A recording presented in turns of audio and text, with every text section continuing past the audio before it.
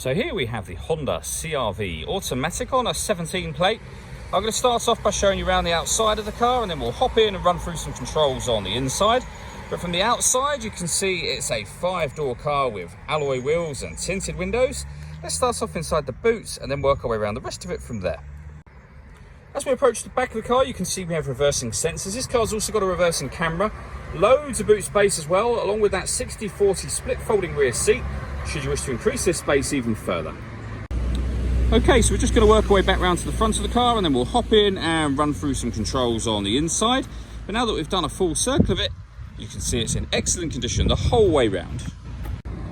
Just briefly before we climb in, I think it's well worth seeing the interior from this exterior point of view. There's plenty to run through on the dashboard, so let's hop in and we'll do that now.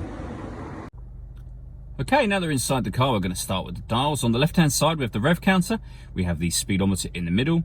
And on the right-hand side, we have the fuel gauge for the car. Also in the middle, you can see the total miles for this car, which are 18,098. You can change the information that's displayed there by using a button on the steering wheel for various bits of trip computer and basic car information. If we back out to the steering wheel, the buttons I was using just a second ago are down here. Above that, we have cruise control and speed limiter.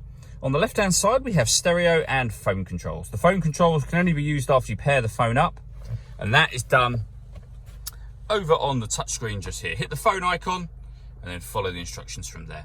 This car's got satellite navigation. There's a full video that shows how this works on both our website and also on our YouTube channel. If we go back to the main menu, when it comes to music, we've got a number of ways in which we can listen to that in this car. So you can see there we have DAB radio.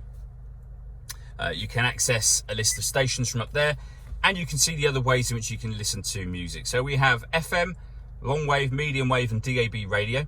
We have a CD player, amongst other things. You can see them all there. You can stream your music wirelessly via Bluetooth audio as well, and you can plug USB inputs in, and HDMI as well. So plenty of ways to listen to your music in this car. If I pop the car into reverse, you can see that full color reversing camera that I mentioned earlier, with guidelines that show you what direction the car is headed in relation to the image that's being shown on the screen. Working our way down, we have the dual zone climate control. So you can adjust the passenger and driver temperatures. You can increase and decrease the fan speed. You can determine what direction you'd like the air to be distributed in.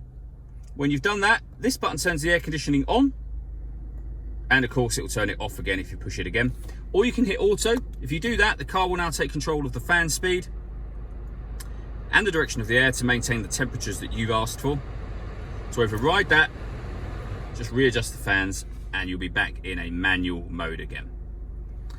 We then have the gear lever for the fully automatic gearbox and a 12-volt charging socket. All that leaves me to say is thank you for taking the time to watch this video.